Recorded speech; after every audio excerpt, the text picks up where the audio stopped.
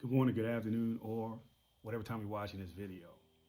I had a coworker 2 days ago says, God is the devil.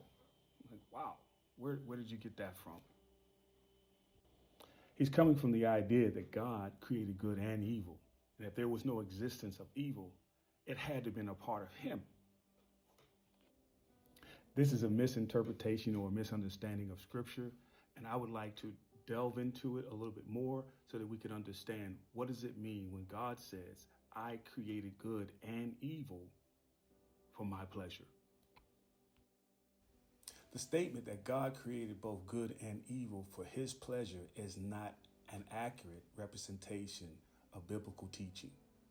While God is sovereign over all creation, the Bible does not portray him as the author or the creator of moral evil.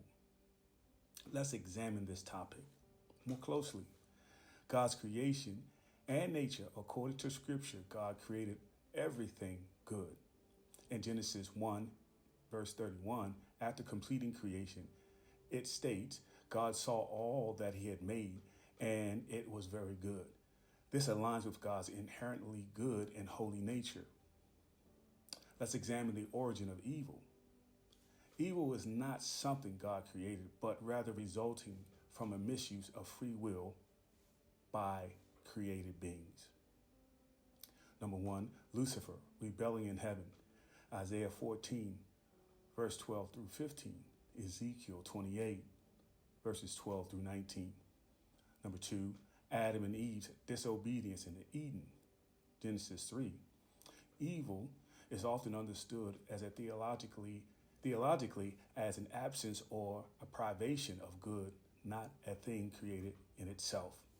God's sovereignty and calamity, Isaiah 45 and 7, which sometimes is misinterpreted as God's creating evil, actually refers to God's sovereignty over both positive and negative circumstances. I formed light, says God, and I created darkness. I make well-being and I create calamity. I am the Lord who does all things. The Hebrew word for ra translate as evil in some versions is better understood as calamity or disaster. In this context, this refers to God's ability to bring judgment or allow difficulty, not moral evil. God's purpose in allowing evil, while God does not create evil, he may allow it for his purpose, for his greater purpose.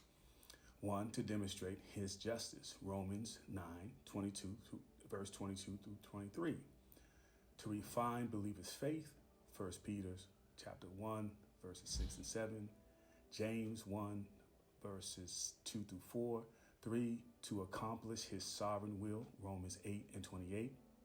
God's ultimate plan desire is not to evil, but to redemption of the creation. His pleasure is righteousness and salvation of humanity. Ezekiel, chapter 33, 11, 1 Timothy, chapter 2, verse 3 and 4. In conclusion, while God is sovereign over all events, including calamities, the Bible does not teach that he created moral evil for his pleasure. Instead, the scripture portrays God as working to overcome evil and bringing about ultimate good through his plan of redemption.